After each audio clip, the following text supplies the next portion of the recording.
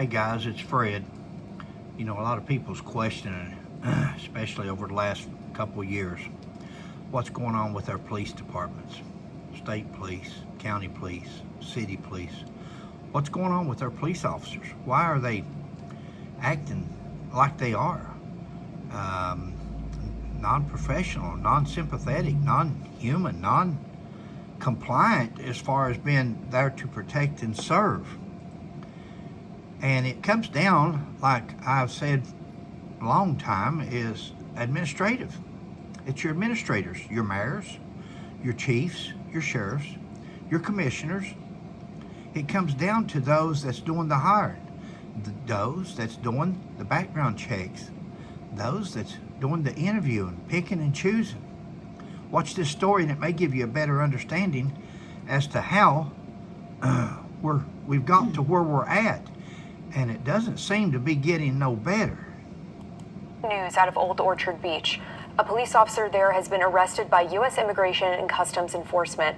ICE's Enforcement and Removal Operations Unit in Boston says John Luke Evans was picked up in Biddeford after he illegally tried to buy a gun in Maine. Well, that doesn't make any sense. How can a police officer illegally try to buy a gun? The Department of Homeland Security says Evans is an illegal immigrant from Jamaica who overstayed his visa when he flew into Miami in September of 2023. Oh, an illegal alien police officer. That's insane. You can see Evans here in a post from the Old Orchard Beach Police Department back in June as they welcomed 6 new reserve officers, saying the group had recently graduated from the Maine Criminal Justice Academy's Law Enforcement Pre-Service Program. Okay, so let's point some fingers. Whose fault is this? Patricia Hyde, the field office director for ICE Boston, blasting the OOB Police Department, writing in part, quote, "The fact that a police department would hire an illegal alien and unlawfully issue him a firearm while on duty would be comical if it weren't so tragic. We have a police department that was knowingly breaking the very law they are charged with enforcing in order to employ an illegal alien." Ah, but the police chief isn't taking this one sitting down. Old Orchard Police Chief Elise Chard is pushing back against ICE. She says Evans completed federal work authorization forms and that U.S. Department of Homeland Security verified that Evans was cleared to work in the U.S. Chief Elise Chard writes, quote, "As part of the hiring process, the town reviewed multiple forms of identification, including photo identification, and submitted Evans's I-9 form to the Department of Homeland Security's E-Verify program. The Department of Homeland Security then verified that Evans was authorized to work in the U.S. The form was submitted and approved by DHS on May 12, 2025. They also claim he is authorized to work in the United States until the year 2030. She released a longer statement to us saying, quote, "We are distressed and deeply concerned about this apparent error on the part of the federal government. We intend to investigate this matter to determine what other steps we should take moving forward to ensure our continued compliance with all applicable law." Chief Chard also points out that under Maine law... Okay, my question would be, and they may get to it, I haven't seen this whole story. My question would be, first of all, is when was he approved?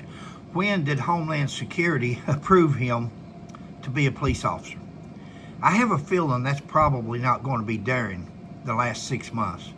I have a feeling that's not this Homeland Security administration. I could be wrong. If anybody finds out when it was, please post. That would be interesting to see in the comments. But I have a feeling this was under the last administration. You know, the administration that let millions and millions of illegals into our country. Terrorists, all these criminals. Guys, this should be treated as treason. For what happened to America during this time is nothing more than treason. How can an auto pen or even a president by himself allow, and vice president, let's don't leave Kamala out, but how can they do that? How can they just open the borders by themselves and say, come on in? And then somebody approved a work detail permit is totally different from being a police officer, a sworn police officer. But the bottom line is we ended up with an illegal as a sworn police officer here in the United States. And you're wondering how that they're getting some of the officers that we're seeing on Fred McCoy 4-0. We're seeing how some of these officers has probably came about. They don't have to be illegal, they're homegrown, but they're definitely not going through these applications and candidates like they once did. Let's finish the story. Non-citizen residents are allowed to work in law enforcement. Well, that sounds completely crazy. Does anyone else allow this kind of policy? Anyone who is legally authorized to work in the state of California with the proper green card or visa is now eligible to become a police officer. Chicago PD struggles with the shortage of police officers. Staffing fell to its lowest levels last year, forcing the department to lower some of its hiring standards, like waiving 60 hours of college credit, offering online testing, and now removing the requirement of U.S. citizenship. Wow. Undocumented immigrants are not allowed to become police officers in the state of Illinois still.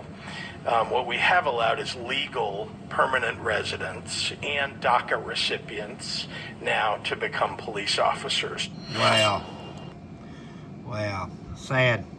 Guys, if we don't get a handle on things, if you think policing is bad now, and again, we have to have our police, we need our police, but we need American police officers. This is America. This is United States of America, and we need to be governed by United States of American citizens if we're going to have police officers, or at least legal police officers.